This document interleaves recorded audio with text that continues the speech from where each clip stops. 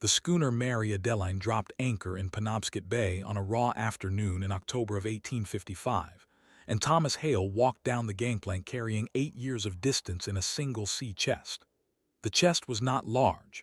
A canvas duffel, a leather notebook bound twice with cord, two folded woolen blankets that smelled of camphor and salt, and a small bundle of charcoal sticks he had used for drawing in foreign ports. Nothing in the chest declared a fortune. Nothing in his pockets did either. Thomas had returned with $94 in coin, a wife named Hannah waiting in a one-room cottage 3 miles inland, and an idea he could not yet explain to anyone. The town of Stonecrest, Maine, watched him come up the wharf. Men he had grown up beside leaned against the fish house wall and offered the kind of nod that asks more questions than it answers. A boy who had been 4 years old when Thomas shipped out was now 12 and tall enough to carry crates.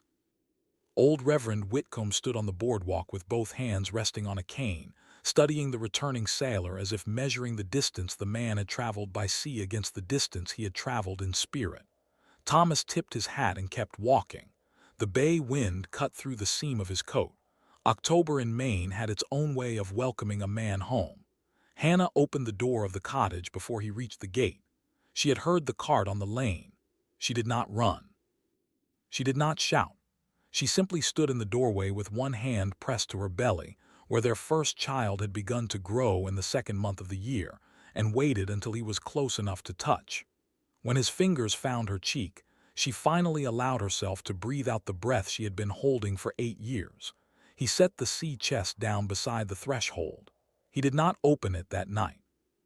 The cottage had a single stone hearth, a packed dirt floor covered by a rag rug Hannah's mother had braided, two windows fitted with poor glass, and a wooden bedstead pushed against the north wall.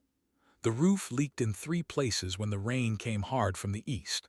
Thomas walked the perimeter of the small room while Hannah heated salt pork and dried beans on the iron stove. He pressed his palm against the cold dirt floor. He held it there a long time.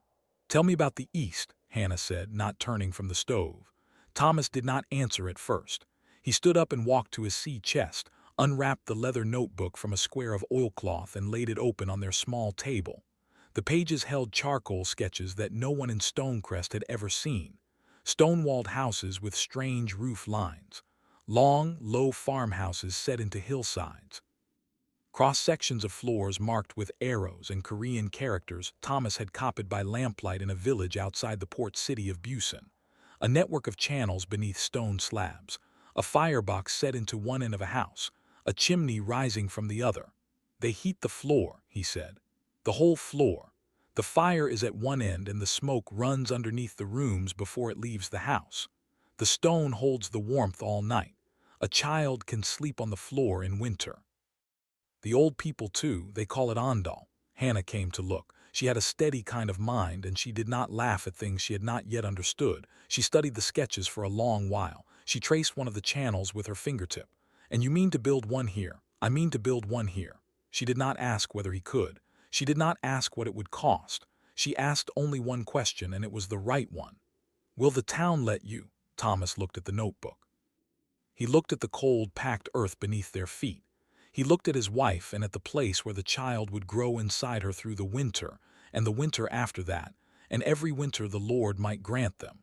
"They will not have to let me," he said. "I will simply do it." Outside, the October wind pushed against the cottage shutters, and somewhere beyond the harbor, the first thin edge of the coming winter was already turning in the dark. The work began the morning after his return. Thomas rose before Hannah, pulled on his oilskin coat, and walked the property line of the small holding his father had left him. 2 acres of stony ground, a stand of spruce at the back, a brook that ran clear most of the year, and the cottage itself, which had been built by his grandfather in 1798 and patched by every Hale man since. The cottage was sound enough above the sills. Below the sills was where Thomas meant to do his work. He spent the first week gathering. Flat stones from the shoreline at low tide, the kind worn smooth by 1,000 winters of tide and frost. River clay from the bend below the alder swamp. Beach sand washed twice in a wooden trough to remove the salt.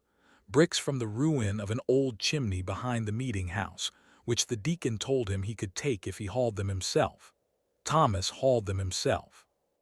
He hauled them in a borrowed handcart with one wheel that wobbled and a second wheel that did not wobble enough to compensate. By the end of the first week, his hands had cracked open across the knuckles, and Hannah was rubbing tallow into them each night while he slept. The townspeople noticed. Of course they noticed. A returning sailor digging up the floor of his own cottage in late October was not a thing that escaped attention in a town the size of Stonecrest. Eben Marsh, who ran the cooperage, came up the lane one afternoon under the pretense of returning a borrowed adze. He stood inside the doorway and looked at the trench Thomas had dug across the length of the floor, putting in a cellar. No. Root pit. No. Eben waited. Thomas did not fill the silence. After a while, Eben set the adze against the wall and walked back down the lane, and by suppertime the entire town knew that Thomas Hale was digging strange channels in his floor and would not say why. The Reverend Whitcomb came on the third day. He sat on the only chair in the cottage while Thomas knelt in the dust beside his trench, and he spoke the way a man speaks when he believes he is offering kindness. He spoke about the dangers of foreign notions. He spoke about how the Lord had given the men of Maine fireplaces and iron stoves and the good sense to use them. He spoke about a sailor he had once known who had come back from the China trade with opium in his blood and had not lived to see another spring. He did not accuse Thomas of anything. He simply laid the words down between them and let them sit. Thomas listened. When the Reverend was finished, Thomas stood up, brushed the clay from his trousers, and said, "I thank you for the visit, sir." Nothing more. The Reverend left with his cane tapping a slow rhythm down the lane. That night the name began. Thomas heard it first from a boy outside the general store who said it without quite knowing what it meant. The heathen sailor. By the following Sabbath it had spread to the older boys. By the Sabbath after that, it had reached the grown men who used it more quietly but used it nonetheless. Hannah heard it at the well. She did not weep. She drew her water and walked home and set the bucket on the table and told Thomas exactly what had been said and by whom, because she was not a woman who kept things from her husband. Thomas nodded once and went back to his trench. The channels were taking shape. The firebox had been laid at the southern end of the cottage. The flue would rise through the northern wall. Between them, beneath a floor he had not yet covered, a current of warm smoke would one day travel. Winter was 6 weeks away. The deepest part of the labor came in the second month. Thomas worked from first light to last, and often by lantern after that. The trench grew into a system. He laid the floor of each channel with the smooth shore stones, set tight against one another, mortared with the river clay he had mixed with sand and a little crushed shell from the beach. The walls of the channels rose from the floor in 2 parallel courses of brick, and above them he set heavier capstones, the broadest he could find, each one tested with his weight before he trusted it. The capstones would carry the new floor. Above the capstones would come a layer of beach sand 4 inches deep, and above the sand, a layer of flat hearthstones fitted edge to edge, and above the hearthstones, a finish of clay smoothed with the flat of his hand until it dried hard as plaster. The sand was the part the town could not understand. Eben Marsh came back a second time, and this time he brought his brother-in-law, Josiah Penn, who kept the chandlery on the harbor. The 2 men stood in the doorway and watched Thomas pour a sack of washed beach sand into the cavity above the capstones. Josiah Penn finally spoke what Eben had been too cautious to ask. "You mean to walk on sand?" "I mean to walk on stone laid above sand." "And the sand?" "The sand holds the heat. The fire warms it through the stone below. The stone above grows warm because the sand grows warm. A man can stand on it in his stocking feet in February." Josiah Penn looked at Eben. Eben looked at the floor. Both men looked at Thomas the way one looks at a relative who has begun to speak too loudly in church. They left without saying anything further, and within the hour the story was being told down at the wharf that Thomas Hale was filling his house with sand like a fool child playing on the strand, and that his wife, who was now visibly carrying, would deliver her infant onto a heap of grit. Hannah heard that one too. She came home from the store with a small sack of flour and a face that had set itself against tears by sheer will. She put the flour on the table. She looked at her husband, who was crouched in the firebox checking the slope of the flue, and she said one thing. "Thomas, will it work?" He turned around. His hands were black with soot and clay. His hair had not been cut since Boston. He looked at his wife, and he looked at the rounding of her belly beneath her apron, and he gave her the only answer a truthful man could give. "I have seen it work in another country. I have drawn it carefully. I have built it as I saw it built. I believe it will work. I cannot swear to it until the fire is lit." Hannah nodded once. She did not ask again. The fire was lit on the 11th of December. Thomas had finished the floor 3 days before, and had let the clay finish dry in the cold air with no fire beneath it, because the Korean carpenter who had taught him had said that a green floor cracks if you hurry it. On the morning of the 11th, Thomas laid a small fire of birch in the firebox at the southern end of the cottage. He kept it low. He watched the smoke through the small inspection port he had set into the chimney base. He watched it draw cleanly, pulled along beneath the capstones by the rise of the flue at the far wall. By evening, Hannah was standing in the middle of the cottage in her stocking feet, and she was weeping, and she was not weeping from sorrow. The floor beneath her feet was warm. For 3 days, Thomas tended the fire as a shepherd tends a young flock. He kept it small. He fed it slowly. He learned the temper of his own chimney, the way the draw shifted when the wind came from the northeast, the way a single split of green wood could choke the flue and force smoke back into the firebox. He kept Hannah at a distance until he was certain of the seals. Then, on the 4th morning, he set a kettle directly on the clay floor near the center of the room and watched the water inside it grow warm without any fire beneath it. He looked across at his wife and he smiled, and it was the first true smile she had seen on his face since the day he had come up the wharf. The cottage was no longer the cottage it had been. The dirt floor was gone. In its place lay a smooth, pale surface of fired clay, the color of cream where the sun caught it, the color of fresh bread where the lamp did. Hannah took to sitting on the floor in the evenings, on a folded quilt, with her sewing in her lap and her back against the wall. She said she could feel the warmth rise through the quilt into her spine. She said it eased the ache that the pregnancy had put there. She said she did not believe she would ever again sit in a chair when she could sit on this floor instead. The neighbors began to come.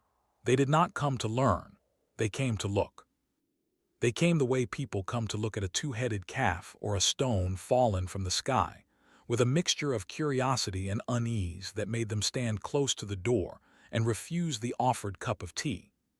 Eben Marsh came a 3rd time, and this time he stood inside the room long enough to feel the warmth through the soles of his boots, and the look that passed across his face was not the look he had worn before.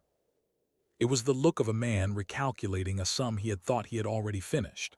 "How much wood?" Eben said. Thomas pointed to a small stack of birch beside the firebox, no taller than a child's knee. "That, since yesterday morning." Eben stared at the pile. He had a wife and 4 children in a frame house half a mile down the lane, and he was burning through a cord of hardwood every 10 days, and his wife still slept in wool stockings beneath 3 quilts. He did not speak for some time. Finally, he said, "And the smoke goes out the north chimney, clean." Eben left without another word. Hannah said afterward that she had watched him from the window and that he had stopped twice on the lane to look back at their roof line, where the thin, pale ribbon of wood smoke rose from the new flue and dispersed into the December sky. But the Reverend Whitcomb came also, and the Reverend Whitcomb did not recalculate. He stood in the doorway and felt the warmth, and his face hardened against it rather than softening. He spoke briefly. He said that he was glad for Hannah's comfort, with a child coming. He said also that a man who brought back the customs of heathen lands and laid them beneath the floors of Christian homes was sowing a seed whose harvest he could not predict. He did not stay for tea. He did not bless the house as he had blessed it the week of their wedding 7 years before. He simply touched the brim of his hat to Hannah and walked out. Thomas watched him go. He said nothing to Hannah about it. But that night after she had gone to sleep, he opened his leather notebook and added a line in small, careful script beneath the Korean characters on the central page. The line he wrote that night read simply, "The method is not mine. I have built it. I have not earned it. He underlined the second sentence twice, closed the notebook, and tied the cord around it. Then he sat for a long while in the warm dark of the cottage with one hand resting on the floor beside him, and he thought of a village on the southern coast of Korea, where an old carpenter named Pak had taken him into a low farmhouse and shown him, without a common language between them, how the channels were laid and how the capstones were chosen and how the sand was sifted. He thought of the carpenter's wife who had fed him a bowl of millet porridge on a winter morning when he had come in from the harbor frozen to the marrow. He thought of how he had drawn his sketches by lamplight in the loft above their kitchen, and how the old man had watched him draw and had nodded gravely, and had said something in Korean that the ship's interpreter, when pressed, had translated only as "take care with it." Thomas had taken those 3 words home across the Pacific and around the Horn and up the Atlantic seaboard, and he had not yet decided what they meant. The child came on the 14th of January. Her name was Margaret, after Hannah's mother. The labor was long but not cruel, and the midwife, a stout woman named Mrs. Coombs from 2 farms over, remarked more than once during the night that she had never attended a birth in a house so warm. She delivered the infant onto a folded sheet laid directly on the clay floor, because Hannah had asked for it that way, and the floor received the new life with a steady, gentle heat that the midwife afterward described to her own husband as unnatural in the best sense of the word. Margaret thrived. She nursed strongly. She slept on a small pallet laid on the warm floor beside her parents' bed, and she did not cry in the night the way the village infants cried in the cold houses up and down the lane. By the end of January, Hannah had recovered her strength enough to walk down to the store, and she carried the child wrapped in a single wool shawl rather than the 4 layers the other young mothers used, because the child had grown accustomed to warmth and did not need the bundling. The town noticed this too. The town noticed everything. The first storm of the winter came on the 22nd of January. It was not the great storm. It was the warning that came before it. A heavy snow that fell for a day and a night and laid 18 inches across the lanes and the roofs and the harbor ice. Thomas shoveled a path from the door to the woodpile and from the woodpile to the well. He kept the fire low in the firebox. He did not need more. The floor held its warmth through the storm without effort, and Hannah and the infant slept through both nights without waking once for cold. When the snow stopped and the lanes were broken open again, Eben Marsh came up the lane a 4th time. He did not stand in the doorway this time. He stepped inside and he removed his hat, and he stood in the middle of the warm room with his hat in both hands like a man at a funeral. "Thomas," he said, "my boy Caleb has the croup. My wife has not slept in 4 nights. The house will not hold its heat above the floorboards, and the boy lies on a cot near the stove, and the stove cannot warm him through. I have come to ask, will you teach me how this floor is built?" Thomas looked at him for a long moment. Then he said, "No." Eben Marsh did not understand the word at first. He stood in the warm cottage with his hat in his hands and waited for the rest of the sentence, because no in his experience was a word that came at the front of a longer explanation. "No, not today. No, not until the thaw. No, but here is what I can tell you." He waited for the qualifier. None came. "Thomas," he said again. His voice was quieter now. "The boy is sick. I know it. Then teach me." "I cannot. Cannot or will not." Thomas considered the question honestly. He owed Eben Marsh that much, and he owed himself more. He said, "Will not." The 2 men stood in the warm room. Hannah was in the corner with the infant at her breast, and she did not look up because she had been married to Thomas for 7 years before the long voyage, and she knew the shape of his quiet stubbornness, and she knew that nothing she could say in this moment would help either man. The infant nursed. The fire ticked in the firebox. Outside, a crow called once from the spruce stand behind the cottage. Eben put his hat back on. He did it slowly, as a man does when he is giving the other party every chance to speak again. Thomas did not speak. Eben turned and walked out, and the door closed behind him, and Hannah finally looked up. "Thomas, I cannot tell him. He has a sick child. I know it." "Then for the love of God, husband, why?" Thomas sat down on the floor beside his wife.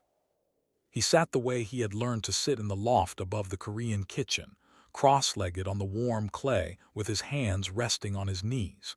He looked at the infant at Hannah's breast, and he looked at his wife, and he tried to say what he had been turning over in his mind since the night he had written the line in his notebook. "In the village where I learned it," he said, "the old man who taught me did not have to teach me. He could have shown me the door. He could have sent me back to the ship. He took me into his house instead. He fed me. He showed me the floor in his own kitchen, and he stood beside me while I drew the sketches, and he corrected my drawings when I had a thing wrong. He gave me something that was not mine to take, and when I left he said 3 words to me through the interpreter: 'Take care with it.'" Hannah waited. "I have thought on those words every day of the voyage home. I have thought on them every day of the building. I do not know what they mean. I do not know if he meant take care that you build it right, or take care that you do not burn your house, or take care that you do not give away what was given to you. I do not know. I cannot ask him. He is on the other side of the world, and I will not see him again in this life. Then build it for Eben. That is not the same as teaching him to build it himself.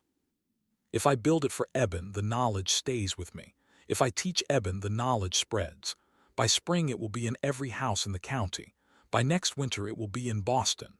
By the year after that it will be in every almanac printed in New England, and somewhere a man will write a book about it and put his own name on the cover, and the village in Korea will never be named in any of it." Hannah was quiet a long time. "And the boy," she said at last. Thomas closed his eyes. "I will pray for the boy." The great storm came on the night of February the 3rd. It came without the slow building that the smaller storms had given.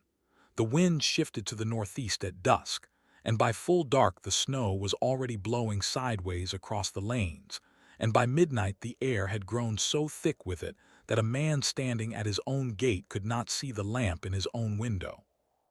The temperature fell through the night faster than the old men of the town had ever seen it fall. By dawn it stood at 14 below zero. By the second night it was 22 below, and the wind had not slackened. The storm did not slacken for 19 days. Stonecrest was cut off from the world. The post road north was buried to the tops of the fence posts. The coastal route was impassable for the drifts and the ice on the bay. No ship could enter the harbor. No rider could leave. The town turned inward upon itself and began to burn through its winter stores faster than any winter in living memory, because the cold did not relent at midday and did not relent at midnight, and every stove in every house was fed without pause. In the cottage on the back lane, Thomas Hale kept his firebox burning at a low, steady rate. He did not increase the fire. He did not need to. The clay floor held the warmth as it had been built to hold it, and the warmth rose through the room and through the small pallet where Margaret slept beside her mother's bed, and Hannah moved through the days of the storm in a wool dress with the sleeves pushed up to her elbows. She baked bread on the stones beside the firebox. She washed linen in a basin set on the warm floor, and the linen dried within hours. She nursed the infant, and the infant grew, and the cold beyond the walls became a sound rather than a presence, a long, low howl that pressed against the shutters and could not find its way in. Outside the cottage, the town was dying by inches. Eben Marsh's boy Caleb did not survive the first week. The croup turned to a fever, and the fever turned to a stillness, and the boy was laid in a pine box that could not be buried until the thaw. Eben himself broke through the drifts to the meeting house on the morning after, and stood in the unheated nave with his hat in his hands while the Reverend Whitcomb read the prayer for the dead by the light of a single candle that guttered in the draught. Eben did not speak of Thomas. He did not have the strength to. The Pennock infant, 3 months old, died on the 11th day of the storm. The Hobbs infant, 6 weeks old, on the 14th. Both of cold. Both in houses where the stoves burned night and day and could not push the warmth more than 4 feet from the iron, and where the floors beneath the cradles stayed at the temperature of the ground beneath the sills, which was the temperature of frozen stone. The mothers had wrapped the infants in every blanket the houses contained. The fathers had stayed awake feeding the stoves through the long nights. It had not been enough. Word of the deaths reached Thomas on the 16th day, when Josiah Penn broke through the drifts to the back lane and stood at the door of the cottage with snow caked to his eyebrows and his beard frozen white. Thomas brought him inside. Josiah stood in the warm room and could not speak for some minutes, partly from the cold in his lungs and partly from what he had come to say. When he finally spoke, his voice was thin. "3 babes, Thomas. 3 babes in this town are dead." Thomas closed his eyes. "And ours lives," Hannah said softly from the corner, and she was not boasting. She was grieving.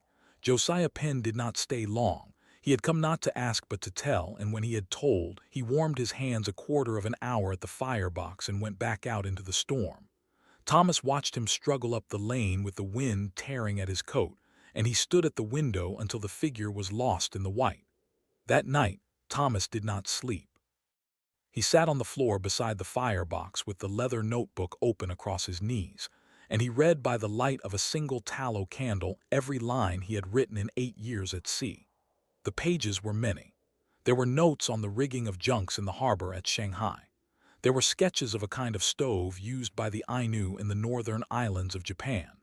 There were drawings of a Korean fishing net that took twice the catch of a New England seine. There were observations on rice cultivation, on the firing of pottery, on the weaving of a particular kind of mat that resisted damp. There was a small drawing of the old carpenter pack, done from memory, showing a thin face and a wisp of beard and eyes that Thomas had tried 3 times to get right and had not gotten right yet. And there was the Ondal, page after page of it, the cross-sections, the slope of the channels, the depth of the sand, the angle of the flue. Everything a man would need to build the floor was on those pages, in Thomas's own hand, in English. He sat with the notebook for a long time. Hannah woke once in the night and saw him sitting there, and she did not speak, and she went back to sleep. Thomas read the pages by the candle until the candle was a stub, and then he read them by the glow from the firebox alone. 3 infants were dead. He knew this. He had known it from the moment Josiah Penn had said the words. He knew that if he had taught Eben Marsh on the day Eben had come to the door, the Marsh boy might still have died, because the croup had been on him before the cold, but he knew also that the Pennock infant and the Hobbs infant had died of cold and cold alone, and that a floor like the one he sat upon would have saved them both. He knew this. He did not look away from it. But he held the notebook in his hands, and he thought of the old carpenter, and he thought of the wife who had given him millet porridge, and he thought of the loft and the lamp and the small bow the old man had given him at the door when he left. The old man had bowed to him, to a young American sailor with charcoal smudges on his fingers.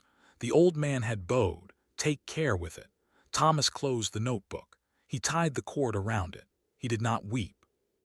He had not wept since he was a boy. But he sat with the notebook in his hands for the remainder of the night, and when Hannah woke at first light, she found him still sitting there, and she came and sat beside him and put her hand on his arm and did not ask what he had decided. The storm broke on the 19th day. The wind died in the small hours of the morning, and when the sun came up, it came up onto a town that looked as if it had been carved out of marble. The lanes were canyons. The roofs bore 4 feet of snow and more. Smoke rose from every chimney in thin, pale ribbons, and from one chimney on the back lane the ribbon was thinner than all the others, because the fire beneath it had been kept low. Thomas Hale put on his coat and went out to help dig. He dug for 3 days. He dug out the Pennock house first, because the Pennocks lived nearest, and then the Hobbs farm, and then the back of the meeting house where the drifts had buried the wood store. He did not go to Eben Marsh's house. He could not bring himself to. But on the 4th day Eben came to him, on the lane between the cooperage and the wharf, and the 2 men stood facing one another in the trampled snow with their breath rising white between them. Eben spoke first.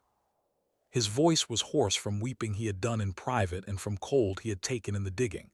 "I am not here to ask you again. I know it. I am here to tell you that I do not understand you, Thomas Hale. I have known you since we were boys.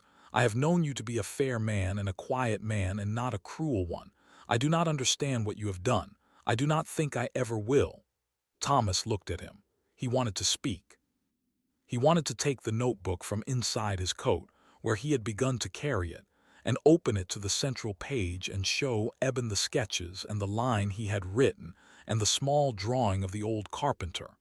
He wanted to say the method is not mine. He wanted to say I was given it and I did not earn it and I cannot give it away. He did not say any of it. He did not because he knew that no explanation he could offer would be heard by a man who had buried his son 10 days before, and to offer one would be to ask Eben to absolve him, and Thomas had no right to ask for that. "I am sorry for Caleb," he said. "I am sorry beyond what I can tell you." Eben looked at him a long while. Then he nodded once and walked past him toward the wharf, and the two men did not speak again for the rest of Thomas Hale's life. The years went by. Margaret grew. A second child, a boy they named John, was born in the autumn of 1857 and lived. A third, a girl named Ruth, was born in 1860 and lived. The cottage on the back lane kept its warm floor, and Thomas tended the firebox each winter as a man tends a quiet thing that has saved his family more than once, and he did not teach the method to anyone. The town did not forgive him. Not Eben. Not the Pennocks. Not the Hobbs. The name heathen sailor faded from common use, but the silence that replaced it was worse. Men nodded to him on the lane and did not stop. The Reverend Whitcomb passed in the spring of 1862, and his successor, a young man from Bangor, never quite understood why the Hale family sat at the back of the meeting house and left before the closing hymn. Thomas kept the notebook. He added to it from time to time. He drew the floor as it aged. He noted the small repairs he had to make to the flue, the year a capstone cracked and had to be replaced, the way the clay finish wore in the path between the bedstead and the door. He drew Margaret as a child of 4 standing on the warm floor in her stocking feet. He drew Hannah at the firebox. He drew the old carpenter pack again in 1869 from memory, and this time he got the eyes right. He died in his sleep on the 2nd of November, 1874, on a pallet laid on the warm clay floor of the cottage. He was 51 years old. Hannah was beside him. The notebook was in the chest at the foot of the bed. Hannah outlived him by 11 years. She kept the floor. She kept the notebook.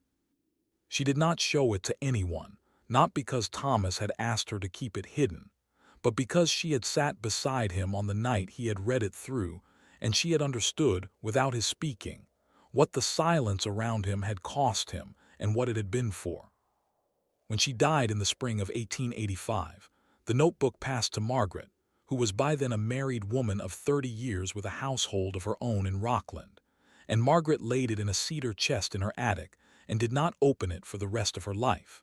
It was Margaret's granddaughter, a schoolteacher named Alice Hale Briggs, who found the notebook in 1947 while clearing out the attic of the Rockland house after her mother's passing. Alice was 62 years old.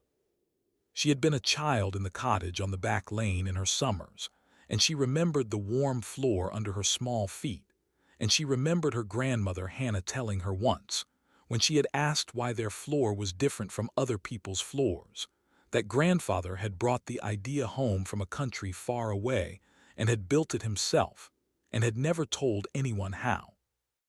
Alice opened the notebook in the attic on a June afternoon, and she read it through, and she sat for a long time in the dust and the slanting light with the book in her lap.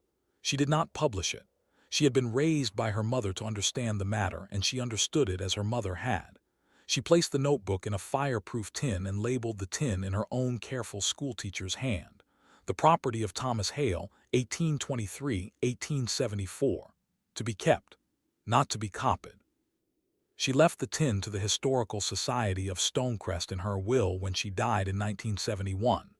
2 years later, in the spring of 1973, an American architect named Frank Bridgers, working with a colleague in Albuquerque, completed a residential heating system that used solar-warmed sand beneath a tiled floor to radiate heat through the rooms above. The system was patented. Papers were published. Within a decade, the principle had a name in the Western trade journals: Radiant Floor Heating. The journals traced its roots, when they traced them at all, to the Roman hypocaust and to the Korean ondol, and they noted that the Korean method had not been documented in English until the late 20th century. The Historical Society of Stonecrest received the tin in 1972 and cataloged it under Hale family papers, and shelved it in a back room where it sat unopened for another 41 years. In 2013, a graduate student from the University of Maine researching 19th century Maine sailors in the East Asia trade, opened the tin. She read the notebook through in a single afternoon. She read the line Thomas had written on the night the Reverend Whitcomb had walked out of his house. She read the small drawing of the old carpenter pack. She read the entries from the winter of 1855 and the entries from the years that followed, and she sat in the quiet room of the Historical Society, and she understood what she was holding. Today, in a workshop in Seoul, a Korean master builder is laying the channels of a traditional ondol floor for a restored hanok in the old quarter of the city. Flat stones at the base, brick walls rising in two parallel courses, capstones tested by hand, a bed of sand 4 inches deep. On the wall above his workbench, pinned at the corner with a single tack, is a faded photocopy of a page from a leather notebook, the English script small and careful, the date 1855 written in the upper corner, and beneath it a line in another hand, added much later in pencil. Method first documented in Maine, 1855, credit refused. The master builder does not read English. He keeps the page there anyway. A friend has told him what it says. He lays the next stone. The end. If you enjoyed this story, please like, share, and subscribe for more historical tales of forgotten craftsmanship, quiet conscience, and the people who chose harder paths. Drop a comment below and tell us, would you have taught the method or would you have kept it? Thank you for listening. Peace.